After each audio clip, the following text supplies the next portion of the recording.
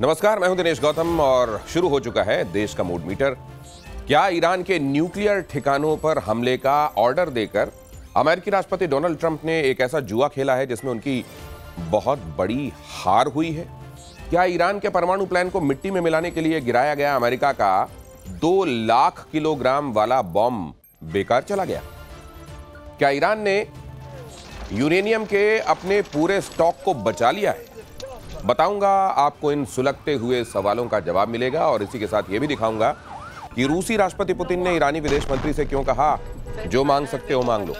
और यह भी बताऊंगा कि ईरान की राजधानी तेहरान में जमीन से कई फीट नीचे चली बैठक में खामेनेई ने ईरान के अगले सुप्रीम लीडर के तौर पर किसके नाम पर हामी भर दी है। लेकिन शुरुआत इस वक्त की बड़ी खबर के साथ।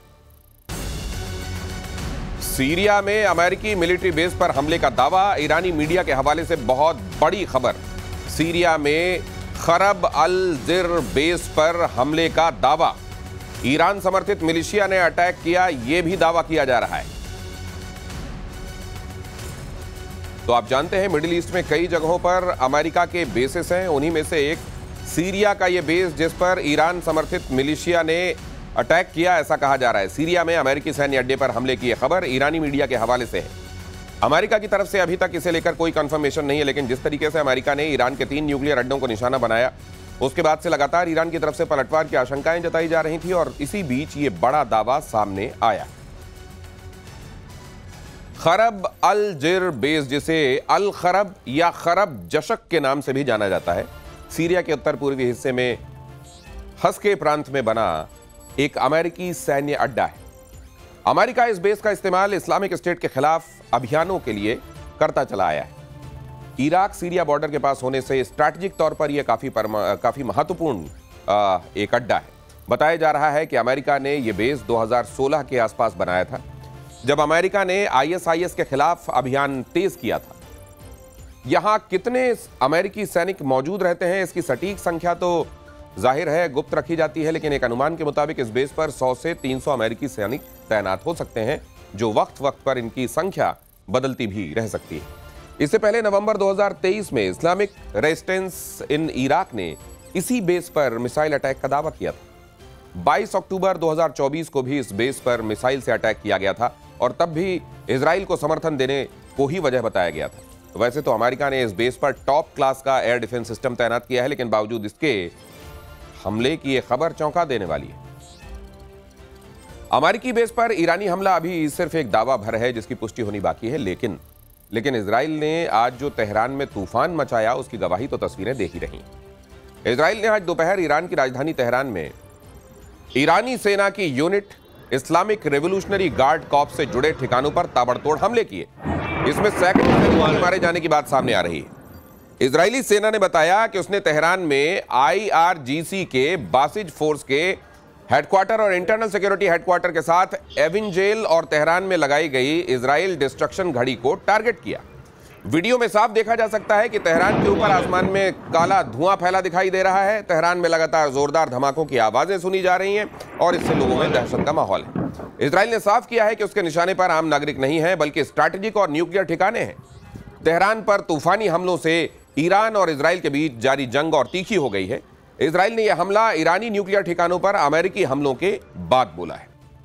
वैसे ईरान पर इजरायली हमले के साथ ही यह स्पष्ट हो गया था कि देर सवेर इस जंग में अमेरिका की एंट्री जरूर होगी और जैसी उम्मीद थी वैसा हुआ। सवाल यह है कि जब दुनिया के तमाम डिफेंस एक्सपर्ट शुरू से यह कह रहे थे कि अमेरिका ईरान के न्यूक्लियर प्लांट्स को निशाना बनाएगा, तब क्या ईरान को इसकी खबर नहीं थी?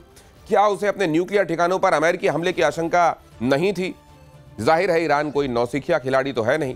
ईरान को भी अमेरिकी टारगेट को लेकर अंदेशा था और इसीलिए अब सवाल यह है कि जिस अमेरिकी स्ट्राइक की दुनिया भर में चर्चा हो रही है, उस हमले में ईरानी न्यूक्लियर अड्डों को कितना नुकसान पहुंचा है।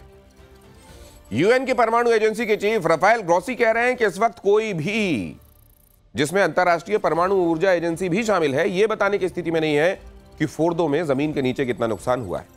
यूनाइटेड नेशन के असिस्टेंट जनरल सेक्रेटरी मिरोस्लाव जेंका ने यूएनएससी को बताया कि ईरान की सरकारी मीडिया ने बताया है कि अमेरिकी हमलों से पहले ही तीनों ठिकानों को खाली कर दिया गया था और वहां से एनरिच्ड यूरेनियम को हटा लिया गया था। जबकि अमेरिकी एयरफोर्स के जनरल डैन कायन, जो ज्वाइंट चीफ्स ऑफ स्टाफ के चेयरमैन भी हैं, वो जोर देकर कह रहे हैं कि ऑपरेशन मिडनाइट हैमर ने फोर्दो, नतांज और इस्फहान के न्यूक्लियर सेंटर्स को ध्वस्त कर दिया है। लेकिन इसी के साथ साथ वो ये भी मान रहे हैं कि स्ट्राइक में फाइनली कितना नुकसान हुआ है, इसका आकलन सही पता चलने में कुछ वक्त लगेगा। एक रिपोर्ट के मुताबिक ईरान के पास 60% प्योरिटी के साथ 408 किलोग्राम एनरिच्ड यूरेनियम का स्टॉक था और परमाणु बम बनाने के लिए 90% प्योरिटी के साथ यूरेनियम चाहिए होता है। रिपोर्ट के मुताबिक हमले से ठीक पहले ईरान ने 60% प्योरिटी वाला 400 किलोग्राम यूरेनियम का स्टॉक अपने न्यूक्लियर साइट से हटा लिया था। यानी अभी अमेरिका को क्या, दुनिया के किसी भी देश को या एजेंसी को पक्के तौर पर यह पता नहीं है कि आने वाले वक्त में ईरान न्यूक्लियर टेस्ट नहीं कर पाएगा या कर पाएगा। साफ है कि जिस वजह से इजराइल ने ईरान पर हमला बोला था या जिस वजह से अमेरिका इस जंग में शामिल हुआ था, वो जगह तो अब भी अपनी जगह कायम है, यानी परमाणु वाली दहशत अभी जिंदा है। इजराइल और अमेरिका ने मिलकर ईरान के परमाणु ठिकानों को पहला टारगेट बनाया और जिस तरीके से नेतन्याहू से लेकर तमाम इजरायली लीडर्स और सेना के अधिकारी खामेनेई को असली खलनायक साबित करने पर तुले हुए हैं, उसकी वजह से आशंका ये जताई जा रही है कि अगर जंग में ईरान ने अपने पांव पीछे नहीं खींचे तो इजराइल और अमेरिका मिलकर दुश्मन नंबर 1 खामेनेई को निपटाने की साजिश रच सकते हैं। और ऐसा नहीं है कि ईरान को ऐसी किसी साजिश का अंदेशा नहीं है। इसलिए राजधानी तेहरान के आसमान में जिस वक्त इजरायली मिसाइलें गरज रही हैं, फट रही हैं, उसी बीच यहां जमीन के सैकड़ों फीट नीचे ईरान के अगले सुप्रीम लीडर को लेकर भी चर्चाएं चल रही। डिफेंस एक्सपर्ट्स के मुताबिक ईरान के सुप्रीम लीडर खामेनेई को सुरक्षा वजहों से लगातार बंकर में ही रखा जा रहा है और बंकर के भीतर ही खामेनेई ने अपने वारिस को लेकर मंथन शुरू कर दिया है। ईरानी मामलों के जानकार बता रहे हैं कि खामेनेई सुरक्षा वजहों से अभी किसी इलेक्ट्रॉनिक कम्युनिकेशन तक का इस्तेमाल नहीं कर रहे और उनके आसपास अभी सिर्फ 3 ईरानी कमांडर्स मौजूद रहते हैं और उन्हीं के जरिए वो अपना संदेश बाहर भिजवा रहे हैं। ईरान में खामेनेई के इन्हीं 3 संदेशवाहकों को अगले सुप्रीम लीडर के कैंडिडेट के तौर पर देखा जा रहा है। 86 साल के आयतुल्लाह खामेनेई को आशंका है कि इजराइल और अमेरिका मिलकर उनकी हत्या करवा सकते हैं, इसलिए उत्तराधिकारी को लेकर चर्चाएं हो रही हैं। आमतौर पर ईरान में सुप्रीम लीडर चुनने की प्रक्रिया महीनों चलती है। कई मौलानाओं की तरफ से आने वाले नामों पर चर्चा होती है, लेकिन युद्ध काल में खामेनेई जल्द से जल्द नए लीडर के नाम के साथ तैयार रहना चाहते हैं। हालांकि दावा किया जा रहा है कि इस रेस में आयतुल्लाह खामेनेई के बेटा, उनके बेटे जो हैं मुस्तबा का नाम नहीं है और रेस में जिन 3 लोगों के नाम की चर्चा है उन्हें फिलहाल गुप्त ही रखा जा रहा है। तो इजराइल और अमेरिका से जारी खतरों के बीच ईरान हर लेवल पर तैयारियों में जुटा हुआ है। ईरानी विदेश मंत्री अब्बास अराक्ची खामेनेई की मदद वाली गुहार लेकर रूसी राष्ट्रपति व्लादिमीर पुतिन से मिलने मॉस्को पहुंचे, जहां राष्ट्रपति पुतिन से मुलाकात में उन्हें यह भरोसा मिला कि रूस ईरान की मदद करेगा। इससे पहले पुतिन ईरान पर अमेरिकी स्ट्राइक को अनुचित और आधारहीन बता चुके हैं। अब सवाल यह है कि क्या अमेरिका से पुराना हिसाब किताब चुकता करने के लिए रूस ईरान के साथ खुलकर पहुंच जाएगा, खुलकर सामने आ जाएगा, या फिर यूक्रेन के साथ जंग में उलझा रूस लड़ाई का एक और मोर्चा खोलने से बचने की कोशिश में है। यह अहम सवाल इसलिए भी है कि क्या रूस ईरान के भीतर चल रहे उन प्रोजेक्ट्स को बचाने के लिए आगे आएगा जिनमें रूस भी भागीदार है। असल में इसी साल जनवरी में रूस और ईरान ने एक रणनीतिक साझेदारी पर सिग्नेचर किए थे। हालांकि इसमें डिफेंस को लेकर कोई क्लॉज नहीं था। रूस ने ईरान के बुशहर न्यूक्लियर रिएक्टर को पूरा किया है और उसी के साथ 2 और रिएक्टर्स के लिए भी करार पर साइन किए थे। पुतिन ने 20 जून 2025 को Saint Petersburg International Economic Forum में कहा था कि रूस इस परियोजना को लेकर पूरी तरह से प्रतिबद्ध है। बुशहर में 250 रूसी विशेषज्ञ स्थायी रूप से और कुल 600 कर्मचारी अस्थायी तौर पर काम कर रहे हैं और रूस को अपने इन कर्मचारियों की सुरक्षा की चिंता सताती रहती है। हालांकि अमेरिकी राष्ट्रपति डोनाल्ड ट्रंप ने रूसी कर्मचारियों की सुरक्षा सुनिश्चित करने का वादा किया है, लेकिन रूस को पक्का भरोसा नहीं। उधर IAEA यानी अंतर्राष्ट्रीय परमाणु ऊर्जा एजेंसी के महानिदेशक राफेल ग्रॉसी ने यूनाइटेड नेशन सिक्योरिटी काउंसिल की आपात बैठक में चेतावनी दी है कि अगर बुशहर न्यूक्लियर प्लांट पर हमला होता है तो रेडिएशन लीक कोई भी रोक नहीं पाएगा। ग्रॉसी ने कहा कि प्लांट में हजारों किलोग्राम परमाणु सामग्री मौजूद है और हमले से गंभीर नुकसान हो सकता है। इसीलिए ईरानी विदेश मंत्री के साथ बातचीत में राष्ट्रपति पुतिन ने न्यूक्लियर ठिकानों के आसपास की स्थिति पर चिंता जताई और इस मसले के शांतिपूर्ण समाधान की जरूरत पर जोर दिया। इस बीच सोशल मीडिया पर एक और थ्योरी उछाली गई कि ईरान के बचाव में रूस तेजी से इसलिए नहीं आ रहा है क्योंकि पहले तो ट्रंप ने पुतिन से बात करके बुशहर प्रोजेक्ट की सुरक्षा का वादा कर दिया और दूसरा ट्रंप ने पुतिन को कॉन्फिडेंस में लेकर ही ईरान पर हमला बोला है, जबकि क्रेमलिन के प्रवक्ता दिमित्री पेस्कोव ने इस दावे को पूरी तरह से खारिज कर दिया है और कहा है कि इस तनावपूर्ण स्थिति में तेहरान जो मदद मांगेगा रूस देने के लिए तैयार है। देखना होगा कि रूस के इस नए ऑफर पर ईरान का क्या रिएक्शन होता है। बहरहाल देश का मूड मीटर में अब वक्त है अगली स्टोरी का, और आपको यह बताने का कि मां कामाख्या का रहस्य कुंड फिर कैसे लाल हो गया और क्या है उसकी रहस्यमयी कहानी।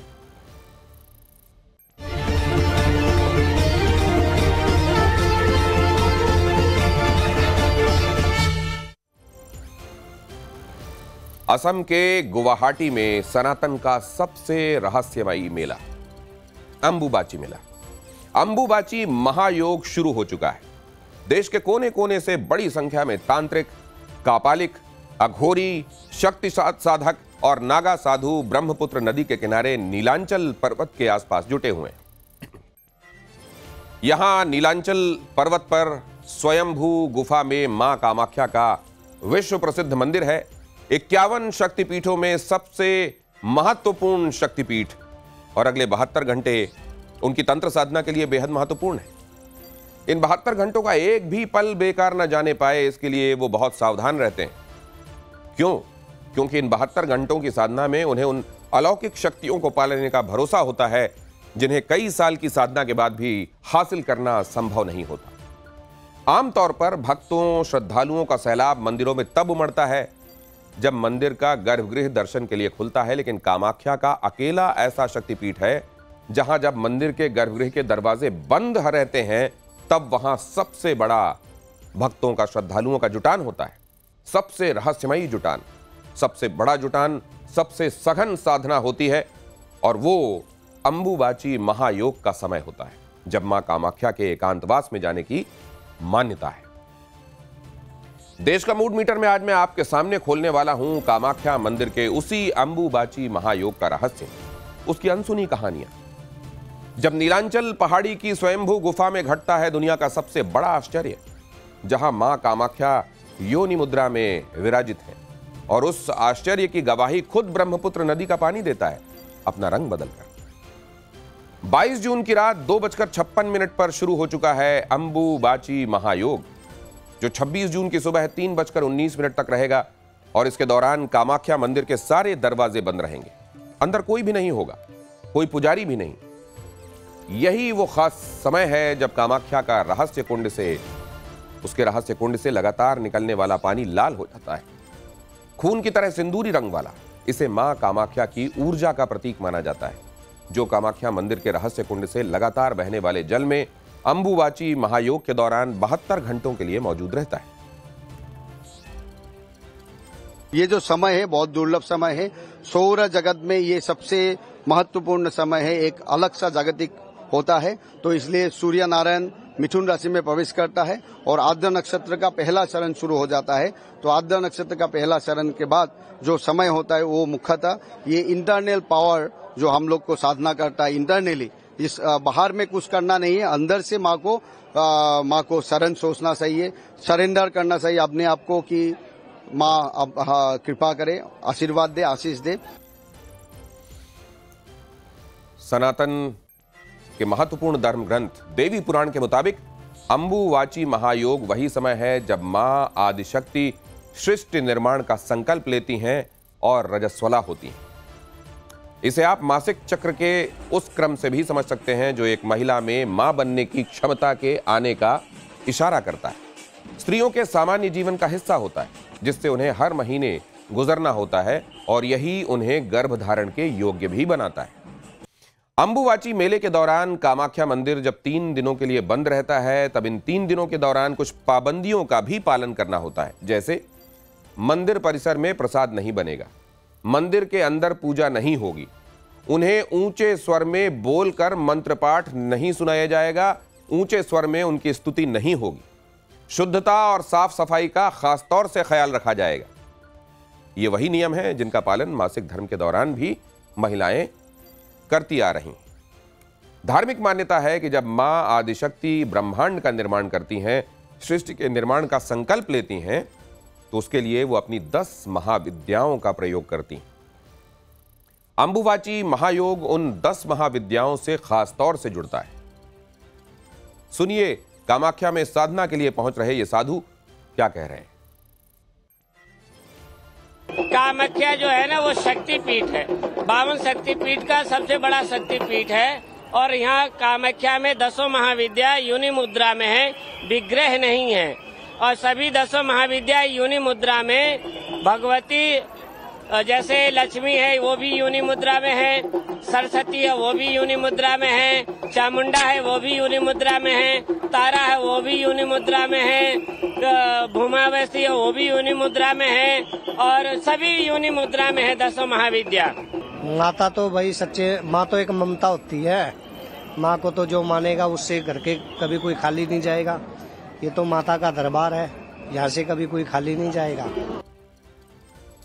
ये 10 महाविद्याएं जिनके बारे में अभी आपने सुना, जिक्र किया जा रहा था कि जो विग्रह रूप में नहीं है, जो यहाँ योनि मुद्रा में है, उन 10 महाविद्याओं के बारे में भी थोड़ा जानते हैं। सनातन धर्म के ग्रंथों में 10 महाविद्याओं का वर्णन है। ये 10 महाविद्याएं मां आदि शक्ति के ही अलग अलग स्वरूप हैं, उनकी शक्तियां हैं, और इन्हीं के जरिए पूरे ब्रह्मांड का संचालन होता है। ये 10 महाविद्याएं हैं काली, तारा, त्रिपुर सुंदरी, भुवनेश्वरी, भैरवी, छिन्नमस्ता, धूमावती, बगलामुखी, मातंगी और कमला। अंबुवाची महायोग में इन्हीं 10 महाविद्याओं की साधना विशेष रूप से की जाती है। देवी की इन्हीं शक्तियों को साधने के लिए अंबुवाची में तांत्रिक, मांत्रिक, साधु, सन्यासी, नागा, भक्त, श्रद्धालु जुटते हैं।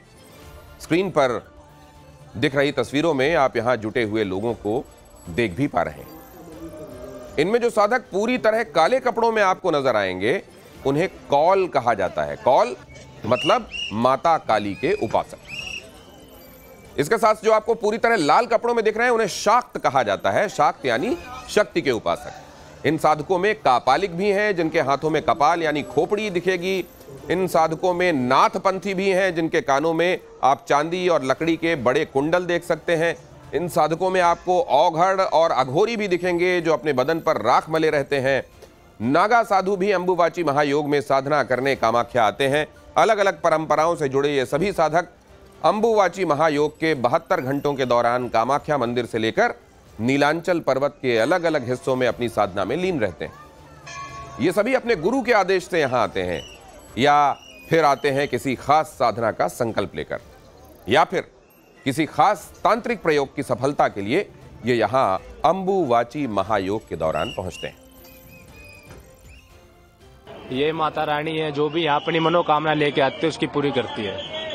हम पहली बार नहीं दूसरी बार आए बाबा, पहली बार आए तो हमें बहुत अच्छा लगा, और जो सोचा था वो माता रानी ने हमें पूरा भी दिया, तो इसीलिए दोबारा फिर इस माता रानी के चरणों में आए हैं। जो इस दिन से हम आया इधर, तो बहुत कुछ मिला है मेरे को, बहुत कुछ।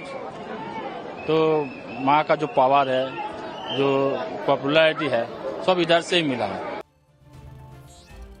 बहुत कुछ मिला, जीवन में जो मिला यहीं से मिला, ये महसूस करने वाले लोगों की आप देख रहे हैं वहां एक बड़ी तादाद है। अंबुवाची महायोग को सिद्धियां हासिल करने का सबसे बड़ा मौका माना जाता है, लेकिन ऐसा क्यों? मां कामाख्या के भक्त इस मौके का, इस समय का इंतजार वर्ष भर क्यों करते हैं? अगर आपके मन में यह सवाल है तो उसका जवाब जान लीजिए। इसका जवाब है अंबुवाची शब्द में ही छिपा हुआ एक मतलब। अंबु का मतलब होता है पानी, और वाची का मतलब होता है वचन देने वाला। सनातनी मान्यता है कि अंबुवाची महायोग के दौरान मां कामाख्या जब विश्राम की मुद्रा में होती हैं, पूजा उस समय ग्रहण नहीं कर रही होती हैं, तब कामाख्या मंदिर के रहस्य कुंड का जल, जहां वो योनि मुद्रा में विराजमान है, उसमें अपनी शक्तियों को प्रवाहित करती हैं, और इस दौरान साधकों की मनोकामना पूर्ण करने का वचन देती हैं। और अब अंबुवाची का सबसे बड़ा रहस्य भी जान लीजिए। अंबुवाची महायोग के दौरान कामाख्या मंदिर के गर्भगृह में खासतौर से सूत के सफेद कपड़े बिछा दिए जाते हैं। उन 72 घंटों के दौरान गर्भगृह के रहस्य कुंड से सिंदूरी लाल रंग का जल निकलता रहता है। गर्भगृह की जमीन पर बिछाया गया सफेद कपड़ा उसे सोखता रहता है। माना जाता है कि इसमें देवी की महामुद्रा से निकला रक्त मिला हुआ है, और उस कपड़े को अत्यंत शुभ माना जाता है। उसे देवी का रक्त वस्त्र प्रसाद कहा जाता है। अंबुवाची महायोग खत्म होने के बाद भक्तों में यही कपड़ा प्रसाद के रूप में बांटा भी जाता है। अंबुवाची महायोग का एक रहस्य ब्रह्मपुत्र नदी के पानी में लालिमा का आना भी है। माना जाता है कि इस दौरान कामाख्या मंदिर के रहस्य कुंड का जल नीलांचल पहाड़ी के अंदर से ब्रह्मपुत्र नदी में पहुंचता है और इसी लाली को अंबुवाची महायोग का संकेत माना जाता है। अंबुवाची मेले का ऐतिहासिक कनेक्शन भी यहीं से जुड़ता है। कामाख्या के चमत्कारों की कहानियां सुनकर मुस्लिम आक्रमणकारियों ने इसे निशाना बनाया। साल 1948 में हुसैन शाह ने कामाख्या मंदिर को निशाना बनाया और उसके बाद सुलेमान कर्रानी के सेनापति ने काला पहाड़ मंदिर को ध्वस्त कर दिया। इसके बाद लंबे समय तक तांत्रिक और साधक ब्रह्मपुत्र नदी के उसी हिस्से में साधना किया करते थे जहां अंबुवाची के दौरान ब्रह्मपुत्र का जल लाल दिखा करता था। कामाख्या मंदिर के खंडहरों को 15वीं शताब्दी में अंबुवाची के दौरान ही ढूंढा गया। कोच वंश के संस्थापक राजा विश्व सिंह ने मंदिर के खंडहरों को ढूंढा और उनके बेटे नर नारायण ने सन 1565 में उसका फिर से भव्य निर्माण करवाया। कामाख्या मंदिर का वही रूप आज हमें दिखता है। हम उसके दर्शन करते हैं। और देश का मूड मीटर में अब वक्त है अगली स्टोरी का और आपको यह बताने का कि कहां मॉनसूनी दस्तक के साथ ही दरकने लगे हैं पहाड़ और दहाड़ने लगी हैं नदियां।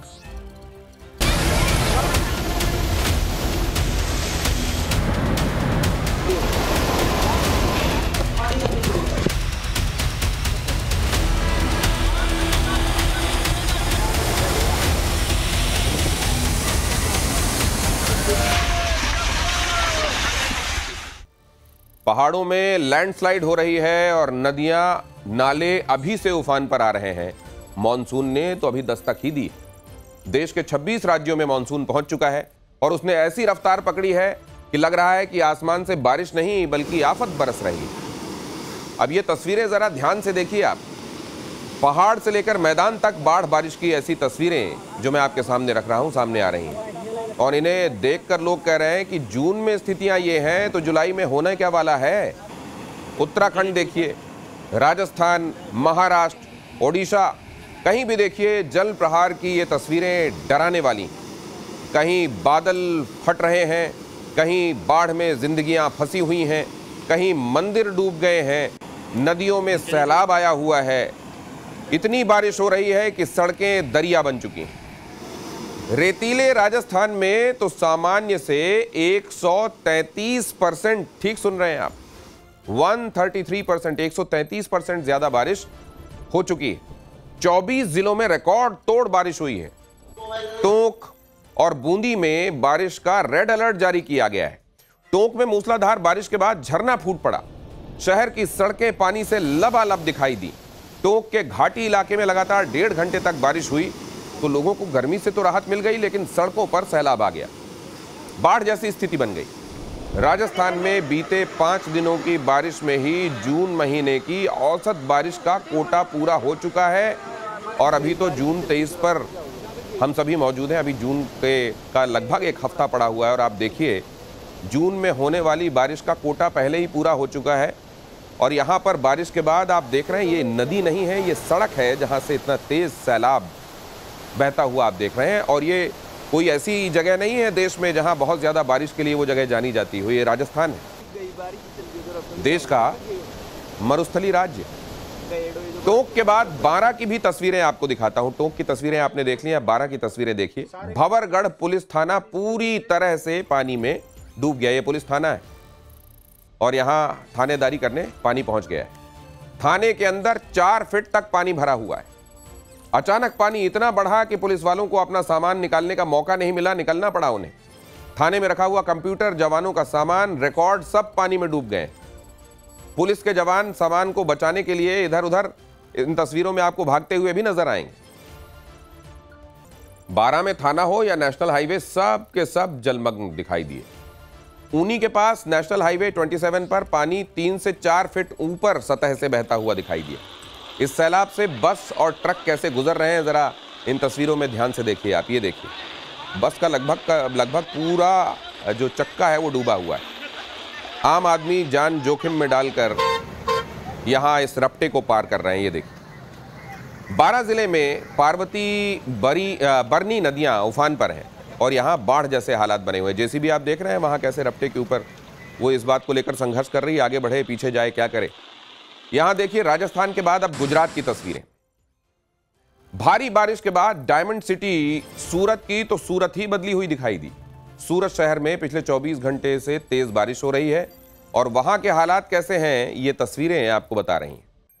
सड़कें पूरी तरह दिखाई देनी बंद हो चुकी हैं। ऐसा लग रहा है कि ये तो कोई नदी है जिसके बीच में से लोग लगता है आ जा रहे हैं।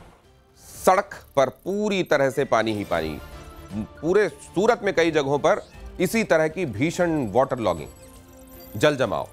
सूरत की पूरी सड़कें पानी से लबालब। जल जमाव के चलते गाड़ियों की रफ्तार पर जाहिर है ब्रेक लग गई।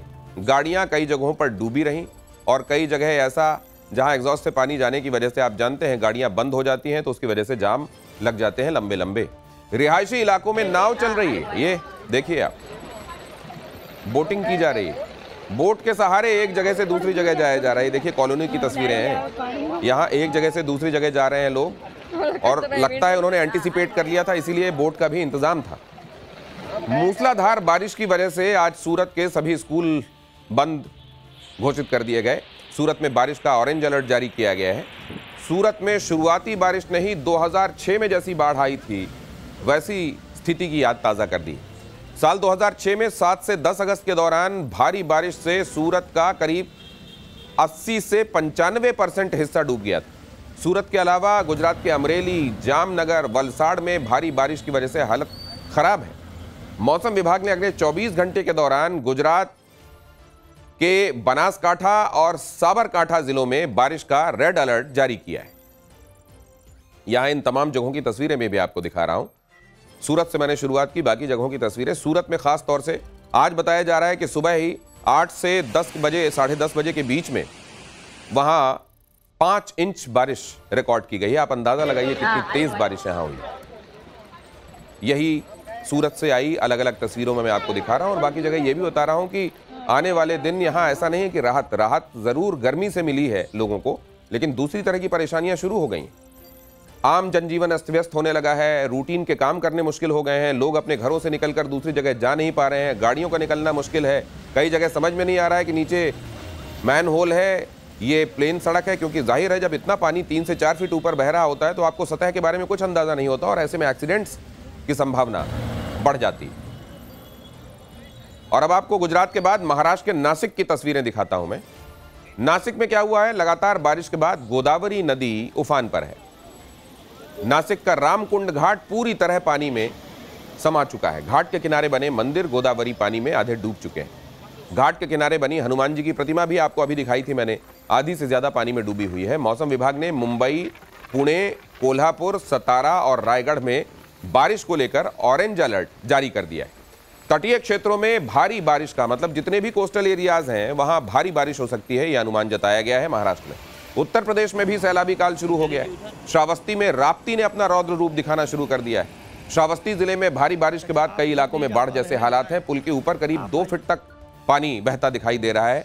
पुल के दोनों तरफ के लोग पानी कम होने का इंतजार कर रहे हैं, लेकिन इस सैलाब में एक युवक दुस्साहस दिखाकर आगे बढ़ता आपको इन तस्वीरों में नजर आ रहा है। बगैर किसी डर और खौफ के इस सैलाब में वो उतरा और पुल पार कर गया। लेकिन आपसे गुजारिश है कि इस तरह के हालात में उफनते नदी नालों से अपना साहस वहां दिखाने की कोशिश ना करें, क्योंकि कहीं पर भी ऐसा करना आपकी जान के लिए बड़ा जोखिम हो सकता है। हर साल इस मौसम में हम ये देखते हैं, लोगों को यही लगता है कि हम ये कर ले जाएंगे। गाड़ी चलाने वालों को भी कई जगह पर लगता है और पैदल चलने वालों को भी कि यहां से हम निकल जाएंगे। पानी का प्रवाह दूर से उतना महसूस नहीं होता। बीच में जाने पर कहीं करंट बहुत तेज होता है या कहीं से नीचे जो मिट्टी होती है वो सरक जाती है और फिर बड़ा हादसा हो जाता है। बाढ़, बारिश और बर्बादी के बीच एक और दिलचस्प तस्वीर आपको दिखाता हूं। ये बाढ़ के बीच नाव पर निकली बारात है। देखिए, ये बारात निकाली जा रही है नाव पर। ओडिशा के मयूरभंज का वीडियो है ये। नाव पर दूल्हा सवार है। मुहूर्त टाला नहीं जा सकता, इसलिए बाढ़ के बीच में ही नाव पर सवार होकर दूल्हे राजा निकल पड़े अपनी दुल्हन को लाने के लिए। इलाके में लगातार जलस्तर बढ़ने की वजह से दुल्हन के घर तक पहुंचने वाली सड़क पूरी तरह डूब चुकी है, लेकिन शादी टालने से इनकार करते हुए दूल्हा नाव से ही निकल पड़ा और आसमानी आफत के बीच ही 7 फेरे ले लिए गए। कुछ देर के लिए रुक रहा हूं, लेकिन टाइम्स नाउ भारत पर खबरों का सिलसिला जारी है।